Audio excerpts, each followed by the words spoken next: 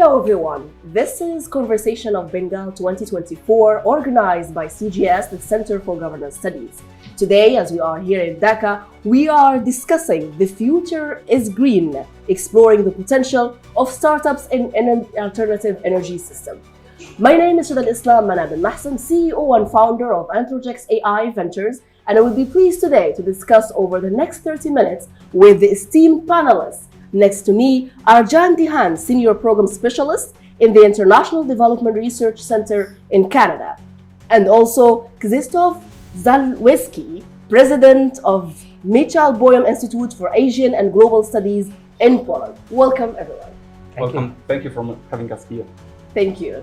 We would like to start the discussion really, since it's about the future is green and the startups ecosystem, about the mere definition and the simple really question of what is a startup, how is it different from the small and medium enterprise, how is it different from corporations, and what are some of the particularities that you see for the startups when it comes to the green energy space?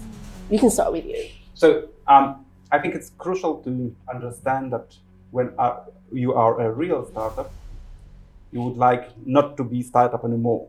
You would like to grow, because by definition, startup is a transitory stage. You have an idea, you have an innovation, and you would like to bring it to the market. So the startup ecosystem basically bridges innovation, so science, with the market. And the challenge for every startup is to basically scale up and become profitable, because to not be dependent as a baby from the parents, but to be an adult enterprise. As fast as possible. As fast as possible. Absolutely, absolutely. So, and I think that particularly in the green energy sector and green transition, we need innovation, we need startup ecosystem, and we need financing. Because for every startup, that's the crucial thing. Definitely. I think also it's important here to highlight, especially because of the energy sector and the green energy in general, usually to start any actually innovative project, there is a very high capex capital to start with. And this is one of the things maybe historically that slowed down innovation within the space. But now with the kind of the big ecosystem that actually we're seeing more startups actually coming in, giving the fact that actually the evolution in tech and the evolution in financing is happening. But there is also something in between, right? Between the startup and the actual large corporations in energy that we see, which are the small and medium enterprises as well. What do you think about that, and how can we really define this within the energy space if we are to? Yeah, first of all, to say thank you. Thanks. Secondly, I think we know that we're not seeing enough climate action across the world, and to find any opportunities to green the economic activity is important. So we absolutely need to see startups as very important contributors, but as part of the overall efforts. From where I sit, work for the International Development Researchers that looks at innovation in the global south. I think it's really important to emphasize that we see a lot of this innovation happening in the global north, and that's where it should be, because that's where the largest.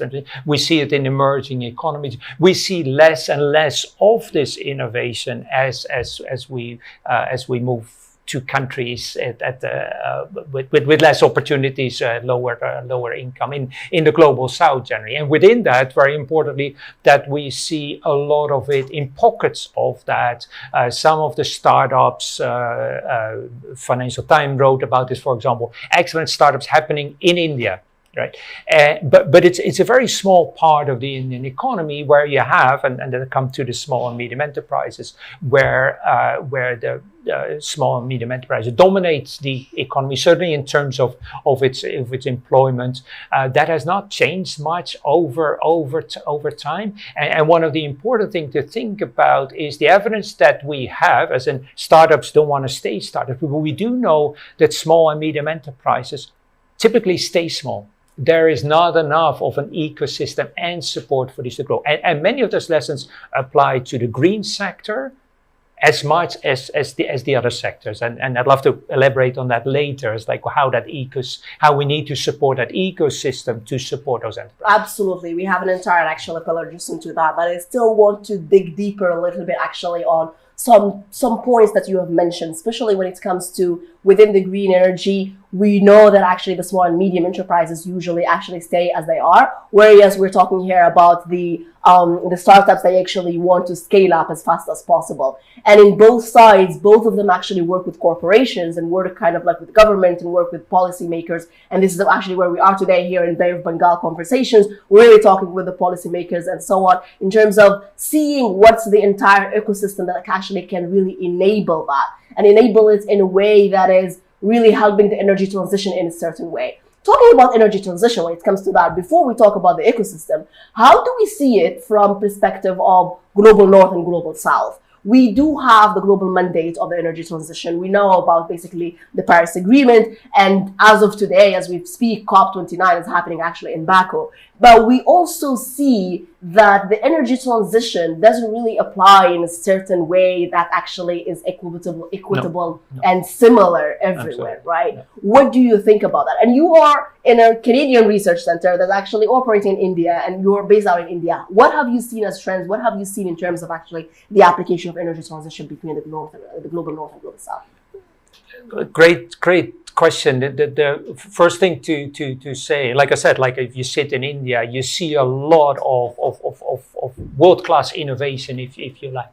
But that's not the global south. We know, we've supported and read the research about Africa, for example, and that's where you see that. So even in Bangladesh, some 95+% of people have access to energy.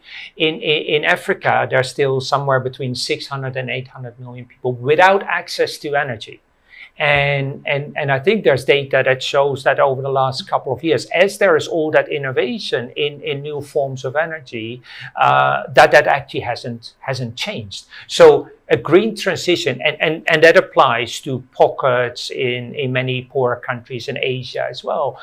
Reliable energy isn't available. Reliable energy, right, isn't available, and it's poorer groups that suffer most from this. So a green energy transition there looks different, right? Because the form of energy for kind of poverty reduction objectives doesn't really matter. I'm not saying we can ignore it there, but the access to energy is from social development or economic development the primary concern. So we really need to understand those different contexts in which that green energy can be promoted in contexts where countries are often dependent on and it's not up to the North to say it's like, oh, you need to move out of coal. I mean, there's clearly established goals now. These are in over the long term, right? They're like in India, it's China and India, they've established very ambitious goals, but for the next 20, 30 years. So the green energy transition in those contexts, and particularly in contexts where access to energy remains a key constraint, really have different answers and need to have good evidence, innovation that can be applied there, technologies can be applied, the finance. I hope we come back to the finance of this, which is of course the key question at COP right now. So really look at the different contexts in which that green transition has to be made operational. So I would like to congratulate Bangladesh, because over the last 20 years, according to the International Energy Agency, it has provided access to energy for additional 20% of its population, close to 100 now, right? And it's close to 100% of people with access to energy, and I think it's a great achievement. Yep. This same said, it's also not about the energy access, but also energy consumption per capita, because it has grown 5 times over the last 20 years. So I think it's providing both access and enabling people to use more energy. It's a big success for a country like Bangladesh. And I think it's a great achievement. Absolutely. But now we are in a position in which there is, giving the example of the Bangladesh, over 50% of energy production comes still from the fossil fuels, gas and oil. Absolutely. And then I just to conclude, it's just the challenge how to basically replace the fuel based, so the fossil fuels based energy system and make it more green. Make it working.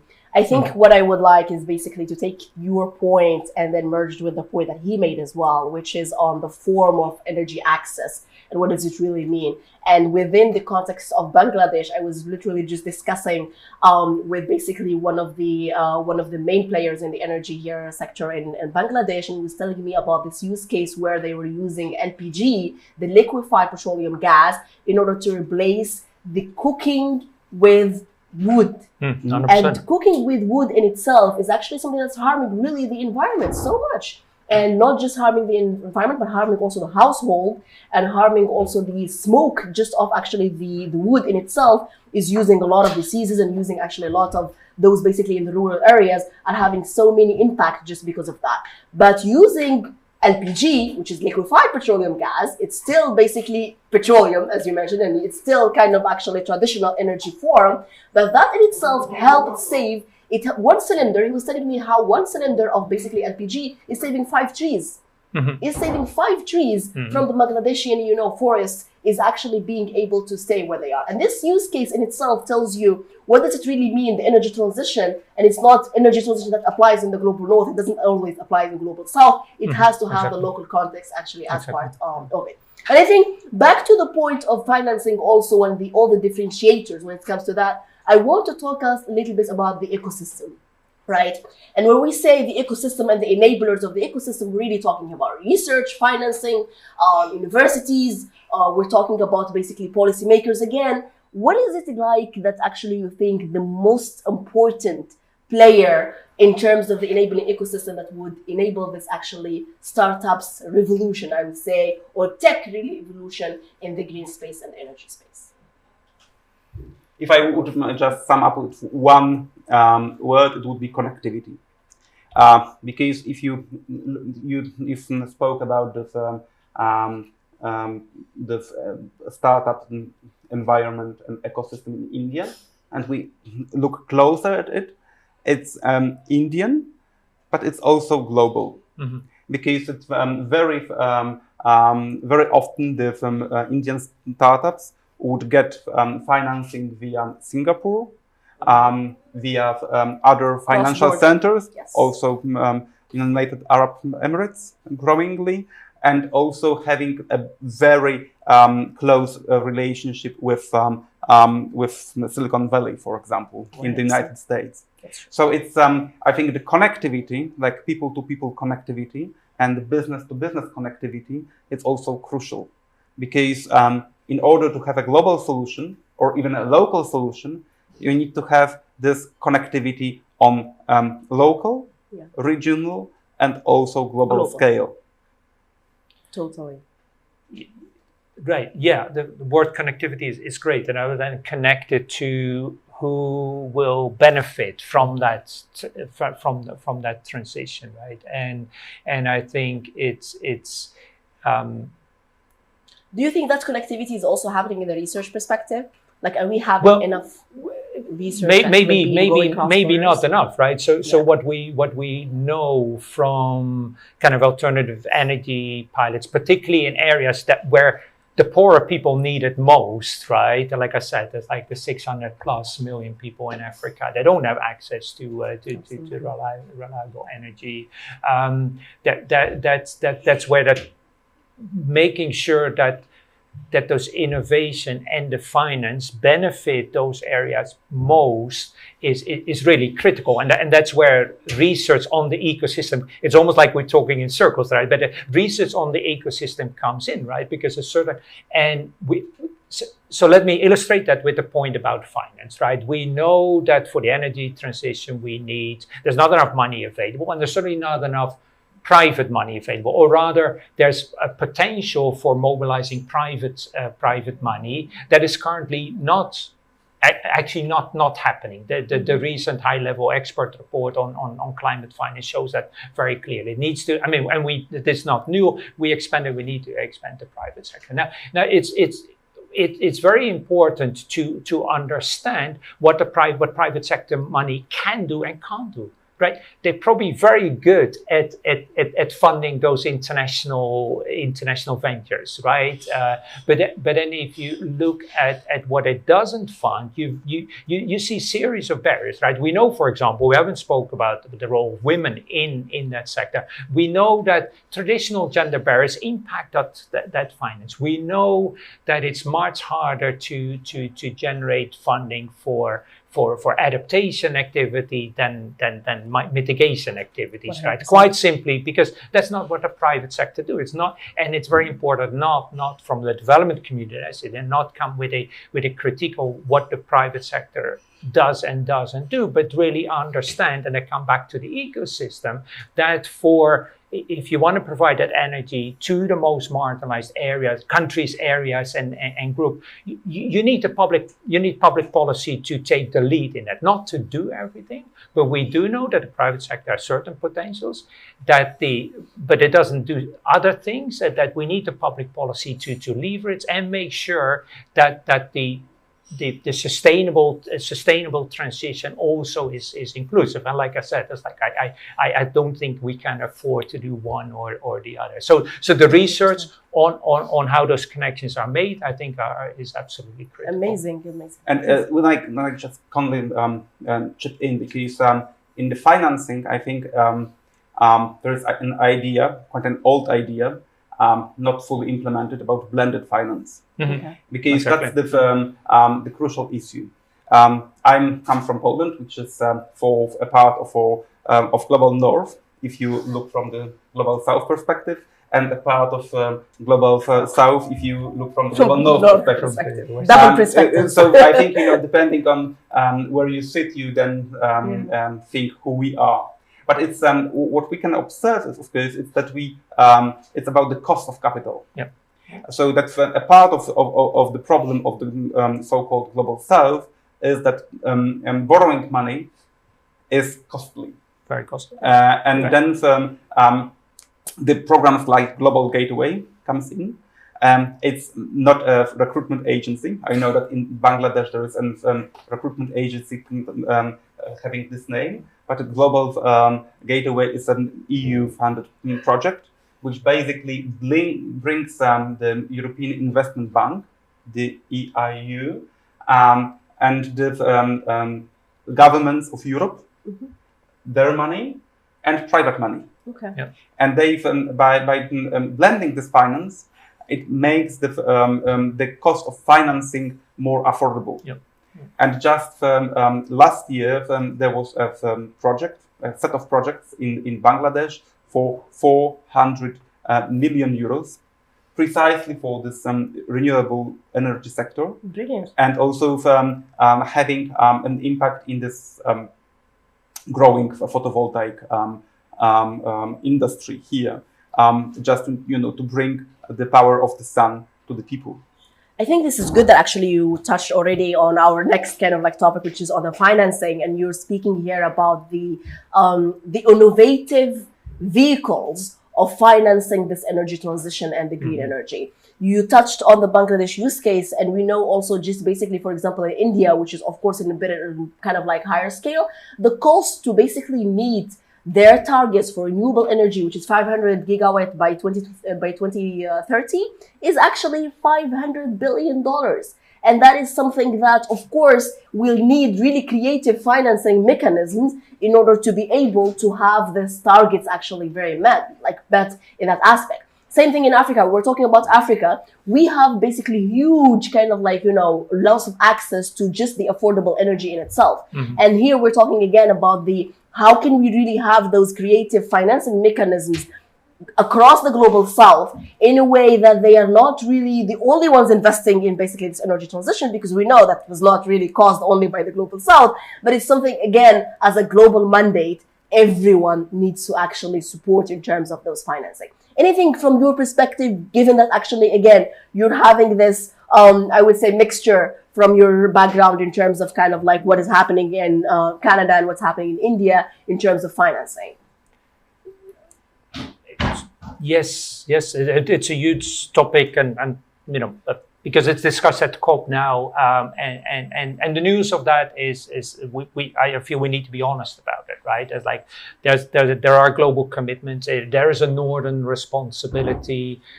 We now know that previous finance targets that were very hard to meet are already outdated, and we need much bigger commitments. And right now it's not happening. It's not happening fast enough, and I mean, hopefully the second week of COP will be better. What I and the new financing mechanisms Krzysztof has spoken to, absolutely all of that, all of this. What I learned here, I think, is about the potentials and the potentials, because countries like India, all the countries in the region, there are speakers from Nepal, for example, that already are feeling the impact of this. And that's where I think you see the necessary innovation is that people in very vulnerable countries are realizing that they need to do two things at the same time. And there's a third one with it. One, they need to continue to advocate for the North to live up to its commitments. And I'm from the North. It's almost like I'm talking to myself. We need to do that joint. We need to do that jointly. At the same time, they realizing, again, necessarily, is that they also need to mobilize the national ecosystems, right? The word that you used, to do their part as well, because not enough money is available. But they also need to innovate in their own ecosystem to have their stuff. And what I learned here is that these things can reinforce each other, and forums like Bay of Bengal conversation brings people together. We had a wonderful conversation about the commitments and the way they're doing it in Bangladesh and Nepal, for example, right? And it almost feel like there's like a competition on who's doing better in that transition, and the conversation like this brings that together, brings that learning, both for the internal purposes, but also with that strengthen the advocacy that necessarily needs to continue at meetings like COP. Amazing.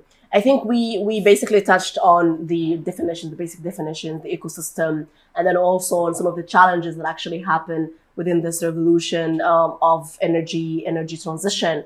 Now, if we are basically going forward and kind of like looking into the future outlook, right? We know, for example, that actually just the market cap for energy, for renewable energy, is $1.2 trillion. And that's, again, is basically whenever there is a problem and there's an opportunity and there's market cap, there is basically a window for success for startups. We know that, right? Mm-hmm. For example, these, and especially when it comes to tech and how tech is enabling this actually through the energy transition, we know that the innovation is very crucial to get those technologies as we build up for this energy transition. Mm. And that's something also we were discussing this morning, which is it's not also similar where you are kind of basically innovating on the existing infrastructure, but most of the time you're actually supporting on building new innovative infrastructures for the energy access and the energy transition to be green from the very starting point, I would say, in that aspect. So what are some of the opportunities and some of the future trends that you are seeing when it comes to basically energy transition, green energy, and the tech in this area? So for me, we need to be global in our ambitions, but local in the implementation. Yeah, exactly. And it's the second thing is we need to think big. And I think one of the projects is the IMEC, so the corridor which can bring India and Europe together. And there has been much discussion about the shipment between India and opening the new road of shipment between the Europe and India via countries like United Arab Emirates. But I think, the future of energy transmission in this corridor is very promising. Because I think, like we had yesterday, a very interesting case about, connecting Nepal and Bangladesh. Yes, and transmitting the power of the water in Himalaya here to Bangladesh. And I think we need to have the ideas of this scale, of this kind, but much bigger scale, and also trans-regional. And you come from Algeria. You have a great unused potential of Sahara Desert. And I think if we can think about, this energy corridor, which can bring the power of the sun, of the Sahara to Europe, and make it both profitable for people in Algeria and also for the users of Europe. That's the kind of a project we need to think of.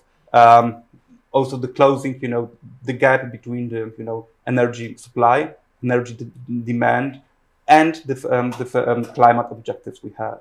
Amazing. What do you think, Arjan? Very much, and I love the way how you put it. It's a global issue. The solutions are local. The challenges are enormous, right? Like I said, like it's very hard to be optimistic if you listen to the COP. But what's happening at COP now, right? That makes you fairly pessimistic. But there is also lots of optimism in there. One thing, the technological solutions are there. I think we need to do much more on, not to be too optimistic, but focus on how will it work in that context. There's lots of good experience. We talked about the role of Morocco, for example, and I don't know much about Morocco, but you see a country that 20 years people I don't think would have expected to be leading in a green transition now, and then we can learn from why they do it, how they do it, right? And the third thing is it maybe we are a little late, but the impacts of climate change are now on the agenda of all relevant players. Behind there, you see is like all the organizations that are interested in the conversation. You have lots of new private sector players that are now taking it on. Probably slow, but let's be optimistic about. And then finally, the regional cooperation, that as you mentioned, that there's so much potential of that learning, of those specific what happened here between the three countries. I was here a year ago, and people were very pessimistic that agreement between Nepal, Bangladesh, and India, importantly, right, because it comes through India, would happen, and it's happened now, right? So let's celebrate those, let's learn from those, and see these as potential. Absolutely. I think for me, and given basically also my background, what we do in ENTROGX Ventures as a tech kind of like enabler, is basically very importantly two main things, I would say. The first is definitely collaboration, and you both touched on that, and how it's really important that actually it's a global issue at the end of the day, and it's only going to be solved globally with all the hands together. If we're talking about Africa powering Europe, or using the solar power, or using basically the resources that we have, we're really talking here about pipelines being actually all throughout the countries and through the Mediterranean and so on. Which this again goes back to the collaboration and the importance of, we're not going to be able to solve this just kind of like, having the local context isolated. It will not happen like that. It will have to be what you were talking about, actually the initiatives between the three countries as well. It will always have to be kind of actually this collaboration in between. That's one point. The second point is the use of technology. Again, back to the point I mentioned, historically, when it comes to the energy projects or the energy kind of like investments, we really have a very high capex that actually we're talking about in here. But with the use of technology, with the use of AI, with the use of all of basically the latest innovations in that aspect, we're able even to reduce that capex, which again enables more people to join and more countries to join into this revolution of energy transition, because we are lowering the capex in that aspect using the technology and using AI. And that is something that I've seen with a lot of founders and startups very close on as we work with them, whether in UAE or in Algeria or across the African continent. They are working as much as they can in order to actually lower that gap in that aspect. I think basically with this discussion, if we have really like the latest world or the latest word in terms of what do you see, as in basically you're really optimistic about, one thing you're optimistic about in that aspect, what would it be? Thanks for that, because that's what I forgot to mention. As sitting here in Bangladesh, what is it, 100 days after the revolution, we have to mention the role of young people, the role of youth that we've seen here leading the political transition here. That we should celebrate the fact that this happened so quickly. So such positive energy we find here. It's young people that also are leading much of the innovation, of course, the technical innovation, but also the commitment to a green transition. And being here in Bangladesh, as much as I see the students that just came out of this enormous revolution, they're also thinking about ahead what Bangladesh needs to do, and addressing climate issues is a key part of that. So, absolutely, power of young voice is actually very important. And I think it's of course our duty to make it possible, because to have a kind of equitable distribution of power and resources between generations. And I think, because the older generation sometimes and the legacy industries try to maybe keep the people, the things as they are. But you need to have a balance between generations in this leadership to change. And that would be from my optimism that we can achieve this kind of balance in leading to any kind of change, including green transition. Amazing. So balance, future energy, and optimism about the future of this planet, which we all live in together. These are the last words for our panel session in here today, which we discussed the future is green, the potential of green startups in building alternative energy system. This was Chada Islam. Thank you for watching us, and see you very soon.